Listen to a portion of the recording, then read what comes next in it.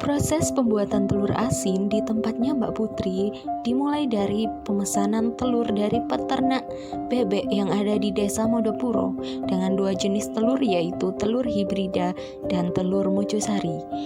Kemudian, telur kotor tersebut dicuci dan dilakukan pengasinan.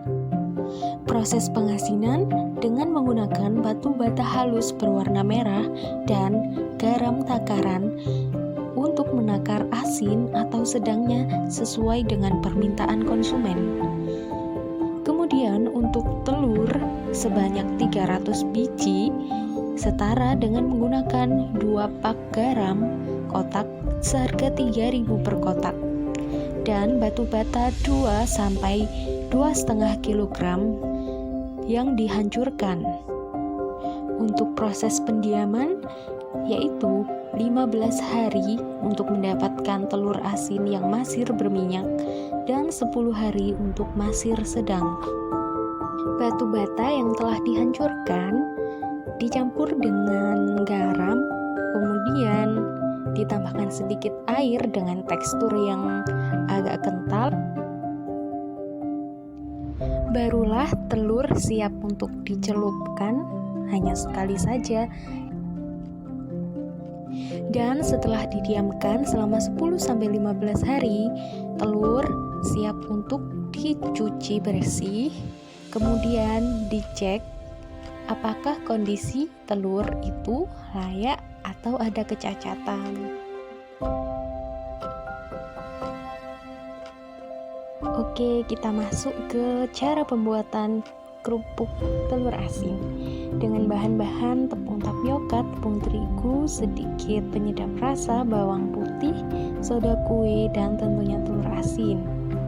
Pertama-tama kupas, kemudian pisahkan antara telur yang putih dan yang kuning.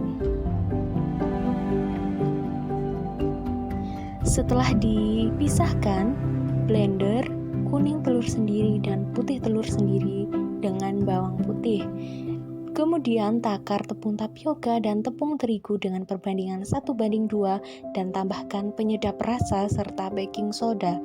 Setelah itu campurkan kuning telur dan putih telurnya dengan wadah yang berbeda dan aduk secara merata.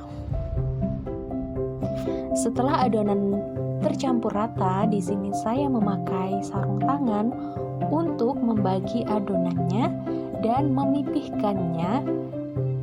Pertama-tama pipihkan untuk adonan putih telurnya dulu.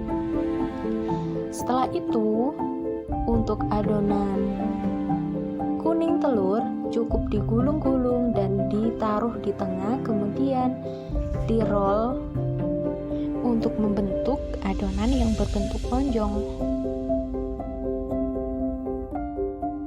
Lakukan hal yang sama hingga adonan habis, kemudian tutup dengan plastik dan ikat dengan rapat. Setelah itu kukus selama 15-20 menit, iris tipis dan siap digoreng.